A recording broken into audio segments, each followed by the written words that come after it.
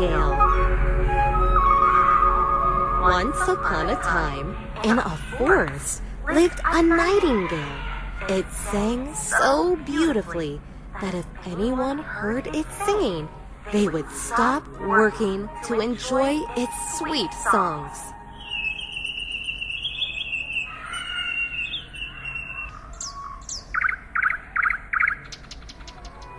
The nightingale was not a very pretty bird. In fact, it was mostly all brown, but that didn't matter. One day, the emperor heard of this bird. He really wanted to have it brought to sing for him and his court at his next party. He ordered his servants to bring the bird immediately. Bring me this bird, the nightingale. I want it in my palace to sing for me. The emperor said. The servants went to the forest, and after a long search, they found the nightingale. The head servant told the bird the emperor's request. Please, sweet nightingale, come with us to the emperor. He wants to hear your beautiful song, he said. The nightingale accepted the invitation. It said, Yes, I will come. The bird went with the servants to the palace. In the palace court, the emperor had a golden stick prepared for the bird to sit on. The nightingale sang so sweetly that the emperor had tears in his eyes. The nightingale, upon seeing this, sang even more sweetly.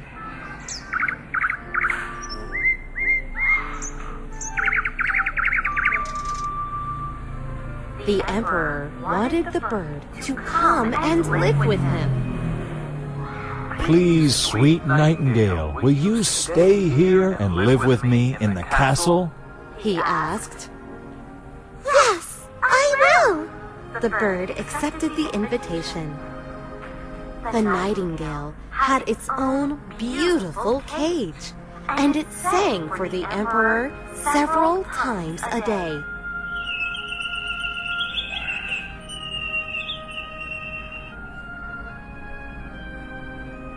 One day, a rich salesman sent the emperor a beautiful, golden, mechanical nightingale. It sang just like a real bird, and it never grew tired.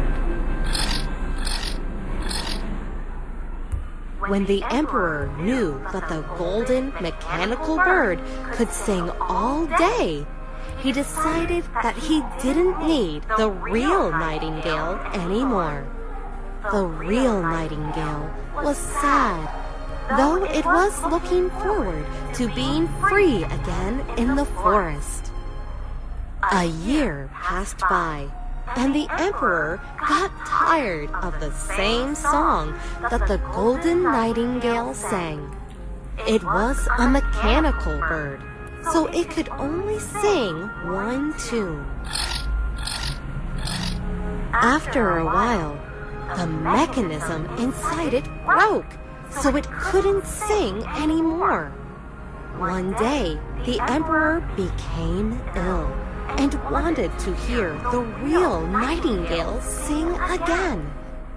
The nightingale came to his window, and sitting on the branch of a tree nearby, it sang its heart out again.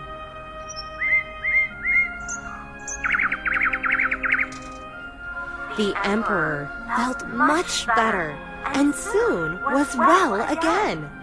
The emperor regretted that he had not kept the nightingale.